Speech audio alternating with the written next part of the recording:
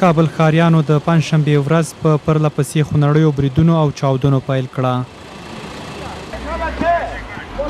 لومړی چاودنه د کابل 14مې حوزې اړوند زړو مکروریانو سیمه کې د کانون او پټرولیم وزارت د کارکوونکو پر کاسټر موټر وشوه. په دې برید کې د کانون او پټرولیم وزارت 15 ښځینه کارکوونکي او یو ماشوم وژل شوی دی او 10 نور ټپیان دي، خو په سیمه کې عیني شاهدان د دې پیښې تلفات ډیر یادوي. شاید هم عیني یو کاسټر موټر چې د معدن وزارت مامورینو او شهیدان شوي اکثره ښځې وې. ما خو تقریبا 9 نفره شهیدان یې ولیدې چې پرتې وې په موټر کې، په هغه کاسټر موټر کې، او داسې ښکارېده چې هلته یو بایسکل هم پروت و، یو لاس هم پروت و چې ځانمرګی په بایسکل سپور و او د کاسټر موټر سره ځان جنګولی و، چاودنه رامنځته شوې وه. زه خپله کور کې وم چې کله دمکه وشوله ډېر په تیزۍ راکښته شولم، چې کله راووتلم خپله خوا هم عملیات شوې ده، ډېر په تیزۍ لاړم چې کوم ځای کې بم راته و، کاسټر موټر و، چې کله ورغللو په دا صحنه کې یو 15-10 نفره وو چې موږ شهیدان راوباسل. په دا شهیدانو کې 2 زناناوې موږ راوویستلې چې سرونه یې کټ وو، مړه و. یو ماشوم و چې هغه هم د سر نه و، ژاندی و، چې کله ما هغه ته جګ کړو ګاډي ته، کیدای شي هغه خپله سایه د لاسه ورکړې وي. په سیمه کې عیني شاهدان وایي شاوخوا 15 دقیقې له لومړنۍ چاودنې تېرې شوې وې چې بله چاودنه پر امنیتي ځواکونو وشوه. دوی وایي دویمه چاودنه مقناطیسي ماین ته ورته وه، خو زیاتوي چې لږ تر لږه 4 سرتیري په دې چاودنه کې ووژل شول او ځینې یې ټپیان شول.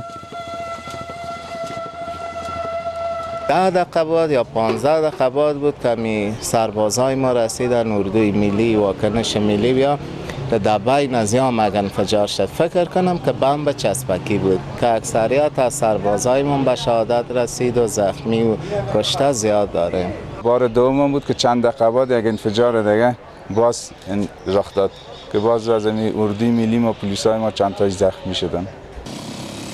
تر دې 2 چاودنو وروسته د کابل 9مې حوزې اړوند د سپیچري کې د بهرنیانو پر 2 لند کروزرو موټر بم برید ترسره شو.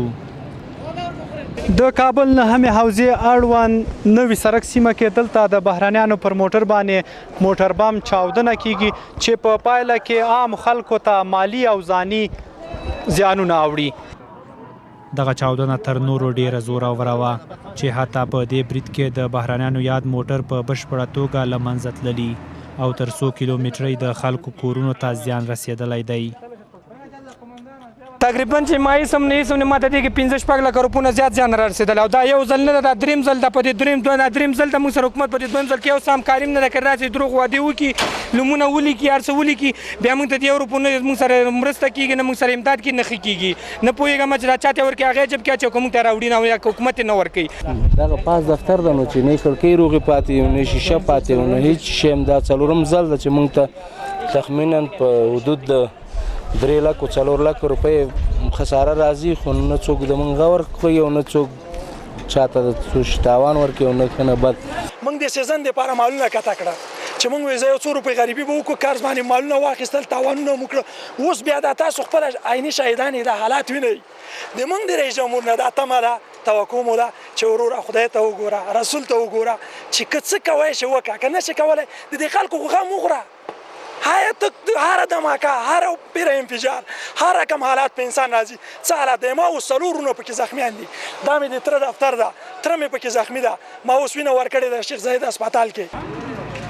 ولسمشر غني او پخواني ولسمشر حامد کرزي د کابل ننني بریدونه غندلي دي. کابل کې د بهرنیانو پر موټر د برید مسؤلیت وسلوالو طالبانو پر غاړه اخیستی او ګڼ شمېر بهرنیانو ته یې د مرګ ژوبلې اړولو ادعا کړې، خو د کانون او پټرولیم وزارت پر کارکوونکو د برید مسؤلیت تر اوسه کومې وسلوالې ډلې پر غاړه نه ده اخیستی. په کابل کې د قانون او پټرولیم وزارت پر کارکوونکو او هممهاله د بهرنیانو پر موټرو بریدونه په داسې مهال کې دي چې د امریکا او بریتانیا لوړپوړي قومندانان کابل ته په سفر راغلي دي. کابل نن سهار د 3 پرلپسو درنو چاودنو شاهد و. د 9مې حوزې اړوند نوي سړک په سیمه کې دلته د بهرنیانو پر موټرو باندې موټر بم چاودنه کیږي چې په پایله کې ملکی کسانو ته مالی او ځاني تلفات اوړي. د دې چاودنې په پایله کې د بهرنیانو له تلفات څخه تر دې دمه معلومات نشته، خو طالبانو د دې برید په منلو سره ادعا کړې ده چې ګڼ شمېر بهرنیان په دې برید کې له منځه وړي. میرویس سلام زوی، کابل نیوز.